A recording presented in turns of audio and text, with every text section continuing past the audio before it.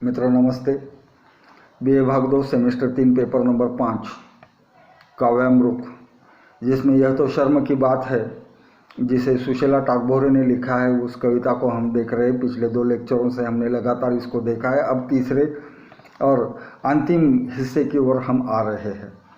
कल के लेक्चर को हमने यह देख लिया कि कल और परसों दोनों लेक्चर में हमने यह देख लिया कि वर्तमान में नारी की स्थिति क्या है और दलित समाज में जो नारी है उसकी स्थिति तो उससे भी अधिक भयावह है, जिसे रचनाकार ने यहाँ स्पष्ट किया है।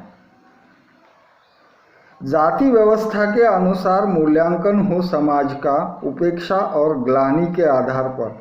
जो तुम्हें अमानव समझे उसे तुम भगवान मानो, यह तुम नहीं हो सकते, यह तो शर्म की बात है। औरत का जो सिर होता है वो नियति या औरतों की नियति ही ऐसी होती कि बेचारी का सिर सदैव झुका ही रहता है, और इसलिए वो कहती है कि सदा सिर झुका रहे जाति व्यवस्था के अनुसार। मूल्यांकन हो समाज का उपेक्षा और ग्लानि के आधार पर। नारी अपने जीवन में कितनी उपेक्षा सहती है और वो नेपथ्य में ही रहती है, उसे मंच पर आने की इजाजत ही नहीं है। पड़ी रहो नेपथ्य में, मंच पर आने की तुम्हें कोई भी जरूरत नहीं है। यह मृदुला गर्ग की पंक्ति है कि उसको सदैव नेपथ्य में ही ढकेला जाता है, उसको कभी रंगमंच पर आने की इजाजत नहीं दी जाती। तो जिस समाज में उपेक्षा और ग्लानि की शिकार यह नारी होती है, वह समाज कभी भी प्रगतिशील नहीं हो सकता, यह कवयित्री का कथन है। जो तुम्हें अमानव समझे उसे तुम भगवान मानो।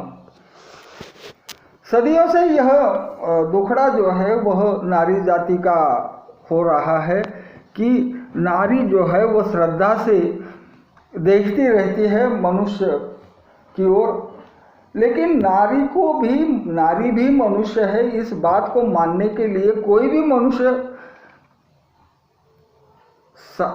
जो है वो तैयार नहीं होता।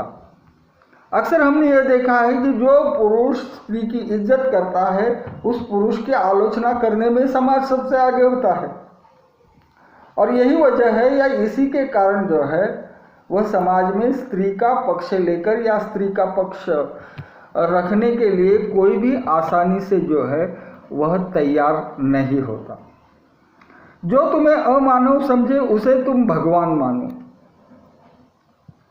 यह सबसे बड़ी त्रासदी यह है कि नारी जाति को मानव जो लोग नहीं मानते उसे ही भगवान मानकर उसकी पूजा करने में नारी जो है वो सबसे आगे होती है।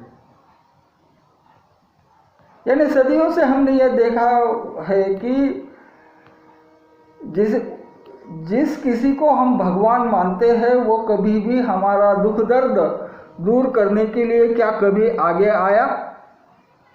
सबसे बड़ा प्रश्न चिन्ह यह है, और इस प्रश्न चिन्ह को लेकर कवयित्री अपनी बात स्पष्ट करती है और नारी को यह कहती है कि तुम कोई नया आदर्श खोजो जिसे भगवान मानने में तुम्हें खुद को कोई शर्म या संकोच महसूस न हो। अक्सर यही दिखाई देता है कि समाज में जो है वह नारी को उतनी अहमियत से नहीं देखा जाता वास्तव में जिसकी वो हकदार है। इसलिए वो फिर एक बार कहती है कि यह तुम नहीं हो सकते, यह तो शर्म की बात है। शर्म क्या है जाने, सम्मान को पहचाने, क्यों लोग तुम्हें छोटा माने। गुलाम को अपनी गुलामी की जब तक संवेदना नहीं होती तब तक वह मनुष्य अपने गुलामी से आज़ाद होने का प्रयास नहीं करता। यह डॉक्टर भीमराव अंबेडकर का बड़ा प्रसिद्ध कथन है, जिसे कई बार हमने उद्धृत भी किया है। तो शर्म क्या है, पहले इसको जानने की कोशिश करो, अपने आत्मसम्मान को पहचानने की कोशिश करो। आत्मज्ञान और आत्मसम्मान, मैं क्या हूँ, मैं क्या कर सकता हूँ, मैं क्या बन सकता हूँ, यह विचार जब तक कोई नारी नहीं करेगी तब तक वह सम्मान प्राप्त नहीं करेगी और लोग उसे छोटा ही मानेंगे। अर्थात उसको वो तवज्जो नहीं मिलेगी, उसको वो अहमियत नहीं मिलेगी, उसको वो महत्व नहीं मिलेगा जो उसे वास्तव में मिलना चाहिए। क्यों लोग तुम्हें छोटा माने, गलतियां भी पहचाने। नारी जाति को संबोधित करते हुए वो कहती है कि अपने हाथों से जो गलतियां हुई है कि पुरुष को भगवान मानने की, उस गलती के प्रति हमें सोचना आवश्यक है। और यही ज़रूरत है जिसकी वजह से वो लिखती है कि गलतियां भी पहचाने के मेरे हाथों से कौन सी गलतियां हुई। हालांकि ये जो गलतियां हैं ये नारी के हाथों से जैसे होती है, ठीक उसी प्रकार से पुरुषों के भी हाथों से होती है। इसमें कोई भी मतलब जो है वो दो राय नहीं है। लेकिन कवयित्री का यह कथन है कि अपनी गलतियों को दलित पुरुष भी समझे और दलित नारी भी समझे, और वो गलतियां भविष्य में दोबारा न हो, यह अपने मन में एक दृढ़ संकल्प को लेकर जब हम अपना जीवन शुरू करेंगे तो निश्चित ही हम प्रगति के शिखर तक पहुंचेंगे। अन्यथा हम जहां है वहां से और भी नीचे जाएंगे। ऊपर जाने की या ऊपर उठने की कोई भी गुंजाइश जो है वह इस स्थिति में कवयित्री कहती है कि हमको दिखाई नहीं दे रही। साहस है, संघर्ष है, फिर भी उन्नति नहीं, सम्मान नहीं। स्त्री के पास साहस है, पुरुष के पास भी साहस है, संघर्ष करने की क्षमता भी है, फिर भी उन्नति नहीं है।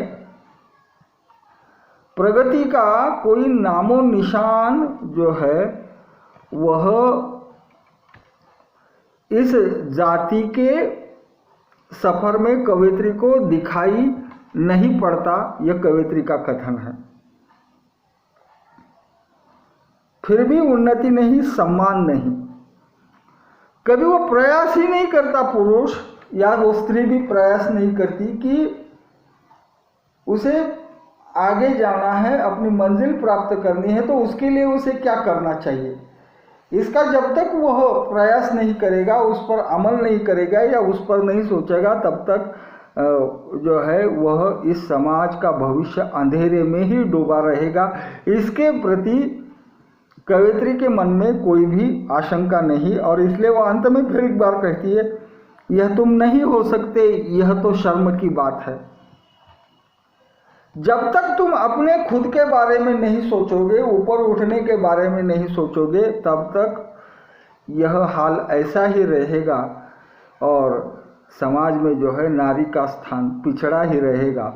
इसको इस कविता के द्वारा रचनाकार ने जो है वह स्पष्ट किया है। तो मित्रों, हमने ये कविता देख लिया और इस कविता को बहुत संक्षेप में आपके सामने फिर एक बार रखते हैं कि ये जो कविता है यह तुम भी जानो, इस काव्य संकलन से यहाँ जो है वो उद्घृत हुई है। दलित और स्त्री दोनों सुशीला टागोर के न केवल कविता के अपितु साहित्य के केंद्र बिंदु है, चिंतन के केंद्र है। किंतु इस कविता के द्वारा कवयित्री ने दलित पुरुषों की जो मानसिकता है या जो अवधारणा है उस बात की ओर जो है वह संकेत किया है, और यह कविता सीधे दलित वर्ग के पुरुषों से प्रश्न पूछती है। इस कविता का अंतिम हिस्सा जो है वो नारी चेतना जगाने का प्रयास किया है कवयित्री ने, ये बात अलग है।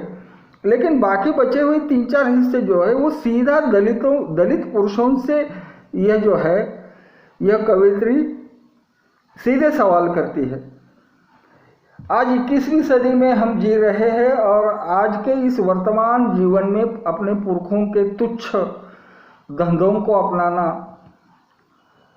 शराब पीना, कर्ज में डूबे रहना, गाली गलौज करना, परिवार के सदस्यों के साथ अमानवीय व्यवहार करना, वर्षों से जो लोग तुम्हें अमानव समझते हैं या मानव नहीं समझते, उन्हें ही भगवान मानकर उनकी पूजा करना या उनको अपने जीवन का सर्वोच्च सम्मान देना, यह सारी जो है ये शर्म की बात है।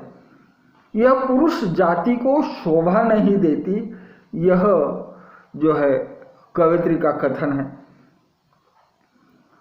और कवयित्री ने अंतिम बात ये स्पष्ट की है कि शर्म की बातों को जब तक, इन बातों को जब तक हम नहीं छोड़ते और गौरव होने लायक चीज़ों को जब तक नहीं अपनाते, अब गौरव कब होगा? जब मनुष्य के पास आधुनिकता होगी, जब मनुष्य के पास वैज्ञानिक दृष्टिकोण होगा, जब मनुष्यता के पास मानवता होगी, साहस होगा, संघर्ष करने के लिए उसकी मानसिकता तैयार होगी और आत्मसम्मान की उसके पास संवेदना जब तक नहीं आएगी तब तक यह चित्र या यह नज़रिया है यह वैसा का वैसा ही रहेगा।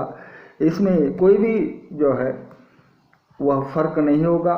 मित्रों, यह कविता एक ओर से भले ही नारी विमर्श को अभिव्यक्त करती हो, लेकिन इसके द्वारा कवियत्री ने जो है वो दलित पुरुषों को भी एक प्रेरणा देने का प्रयास किया है और उनके मन में जो है मानवीय चेतना जगाने का जो है वह एक अनूठा प्रयास किया है।